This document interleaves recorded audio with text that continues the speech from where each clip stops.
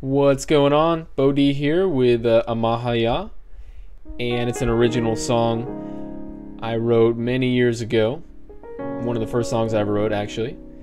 And over the years I've been asked about this song a lot, not for how it sounds or any of the chord changes or anything like that, but the name. Everyone wants to know what Amahaya means, and I tell them it means what you want it to mean. So, a lot of people feel as though it has a spiritual connotation to it. It sounds very uplifting, and it's got that sort of mystical element to it. I looked it up. Somebody told me it was Swahilian for something, and I went on Google Swahilian translator, yada yada, but I digress. It's the name of the song isn't supposed to mean anything. And so the song itself is set in G flat major, and it starts on an E flat minor. And remember, when you're starting on a minor, it doesn't mean you're in that minor scale. It just means you're shifting a major scale and you're shifting other scales. There's no real minor scale in terms of good functional theory. You always want to root it back to the major scales, and I'm sure I'll hear a bunch of heat about that one, but you'll always be better off rooting it back to your major scales than your minor scales. So getting to the song here, we've got some pretty interesting chord changes. Right here it's walking up to the E flat minor. This is somewhat of a bridge, so a crescendo, really walking its way up. And if you listen to the song, you'll notice that it's much different than some of the other recordings. It's not fast, it's not extremely rhythmic, there's no crazy chord changes going on with it. It's just very straightforward, very simple, very clean. And that was the intent of the song, just to be very, just hold its own. It didn't have to say too much. The main component of the song is this original first riff here, from the E flat minor to the D flat major, then to the G flat major over the B flat, and then to the B.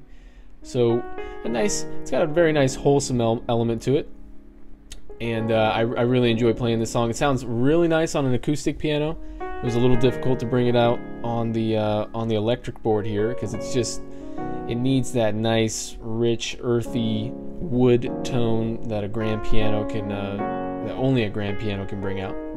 So I'm trying to sort of stretch it out legato with a little bit of sustain pedal and try and recreate that sound, but I think it's still impossible to do. But hopefully I'm getting close enough here. And it's just a fun song to play. I say that a lot about these songs that I'm playing, because that's by design. I don't like playing songs that I don't like to play, and it should be the same for everybody. I'm sure everyone's had songs forced on them that they don't want to play, or they're in a band they don't want to be in, or they're singing a thing in the choir they don't want to sing. Well, hey, I mean, these are songs I like to play. These are songs that I wrote and arranged, and they should be enjoyable to play. So if I say that a lot, I mean it. Okay, so this is a bit of a A flat minor going into the E flat minor. So throughout the song, you'll hear the melody come back in, and the original melody riff from the beginning of the song, and it'll just kind of phase in and out, A, B, A, back and forth. But just a very nice tonality to it. You get this sort of relaxing vibe. That's what a lot of people tell me, that it's a very relaxing piece. And you can't be too relaxed when I'm playing it. I like to get into the music, but you can definitely get drawn in on these songs. While you're playing it, you'll start to get too relaxed, and you'll forget where you are, and there goes your recording. Right back into the original riffs here: the E flat minor, D flat major, G flat to the B with a low B, and the song's gonna be wrapping up here.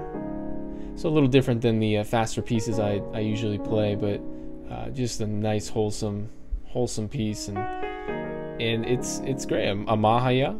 Let me know if you have any questions or comments. Send them to the site, or any concerns as well. Amahaya.